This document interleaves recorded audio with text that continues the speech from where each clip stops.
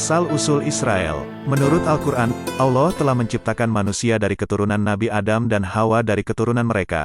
Allah telah memilih beberapa orang sebagai nabi dan rasul untuk menyampaikan risalahnya kepada umat manusia. Salah satu nabi yang terkenal adalah Nabi Ibrahim, yang dianggap sebagai bapa dari 3 agama samawi, yaitu Islam, Yahudi, dan Kristen. Nabi Ibrahim adalah seorang Hanif, yaitu orang yang menyembah Allah semata-mata tanpa menyekutukannya dengan sesuatu apapun. Dia meninggalkan kebiasaan kaumnya yang menyembah berhala dan berpindah ke tanah Syam, yang meliputi wilayah Palestina, Suriah, Lebanon, dan Yordania.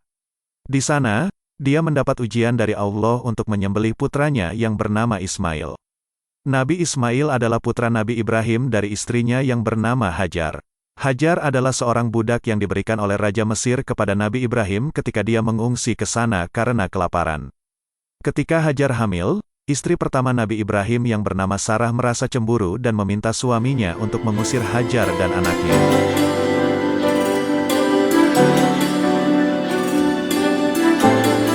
Nabi Ibrahim menuruti permintaan Sarah dan membawa Hagar dan Ismail ke lembah tandus bernama Makkah.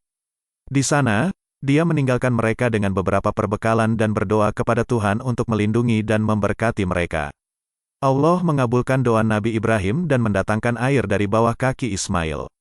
Hajar dan Ismail mampu bertahan dan menetap di sana. Beberapa tahun kemudian, Nabi Ibrahim kembali ke Makkah untuk menjenguk keluarganya. Di sana, ia mendapat perintah dari Allah untuk menyembelih Ismail sebagai kurban. Nabi Ibrahim dan Ismail pun siap menaati perintah Allah dan bersiap melaksanakan kurban. Namun ketika pisau Nabi Ibrahim hendak menyentuh leher Ismail, Allah mengganti Ismail dengan seekor domba. Allah pun menyatakan bahwa itu hanyalah ujian dan memberikan puji-pujian serta pahala kepada Nabi Ibrahim dan Ismail. Nabi Ibrahim dan Ismail kemudian membangun Ka'bah, rumah Tuhan pertama di muka bumi. Di tempat yang ditunjuk oleh Tuhan, mereka juga mengajak manusia untuk beribadah kepada Tuhan saja dan menganut agama yang lurus. Merekalah nenek moyang bangsa Arab yang kemudian menjadi umat Nabi Muhammad SAW.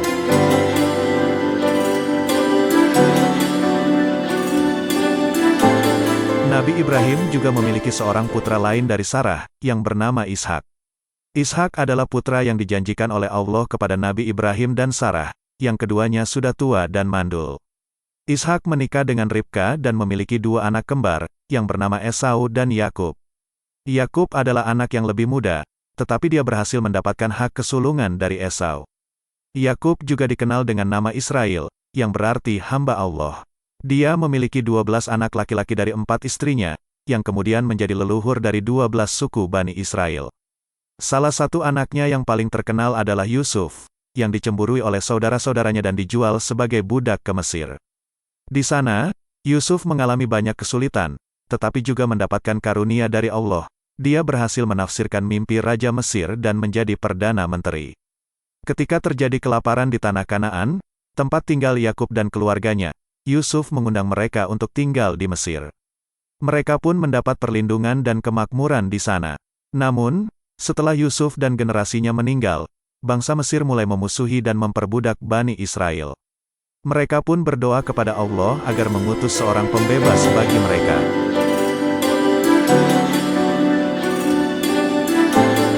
Allah juga mengutus Nabi Musa sebagai utusannya kepada Bani Israel dan Fir'aun, Raja Mesir yang sombong dan lalim. Nabi Musa menunjukkan berbagai mukjizat dan membawa risalah tauhid dari Allah. Namun Fir'aun dan kaumnya tidak mau beriman dan menentang Nabi Musa. Allah mengirimkan berbagai musibah dan siksa kepada mereka. Namun mereka tetap keras kepala. Akhirnya Allah memerintahkan Nabi Musa untuk membawa Bani Israel keluar dari Mesir dan berangkat ke tanah yang dijanjikan Allah kepada Nabi Ibrahim, yaitu tanah Syam. Namun sesampainya di tepi pantai, mereka dikejar oleh Fir'aun dan pasukannya.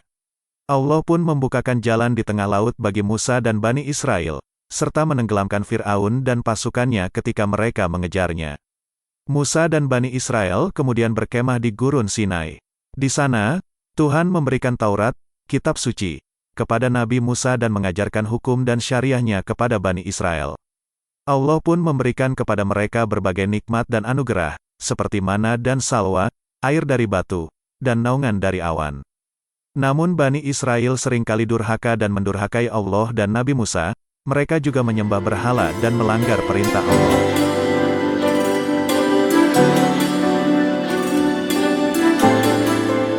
Karena itu, Allah menghukum mereka dengan mengembara di padang gurun selama 40 tahun, sehingga generasi yang ingkar dan durhaka itu mati dan tidak masuk ke tanah yang dijanjikan.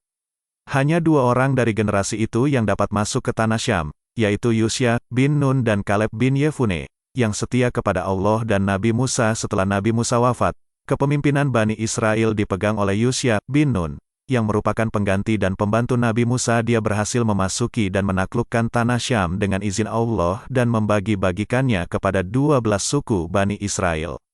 Dia juga membangun kota-kota dan tempat-tempat ibadah di sana. Dia juga mempertahankan agama dan syariat Allah di tengah-tengah Bani Israel. Namun, setelah Yusya bin Nun wafat, Bani Israel kembali menyimpang dari jalan Allah. Mereka terpengaruh oleh bangsa-bangsa lain yang menyembah berhala dan melakukan kemaksiatan. Mereka juga seringkali berperang dan bermusuhan antara suku-suku mereka. Allah pun mengirimkan berbagai musuh. Demikian kisah ini diceritakan, segala kebenarannya kita kembalikan kepada Allah, Sang Penguasa jagat kehidupan.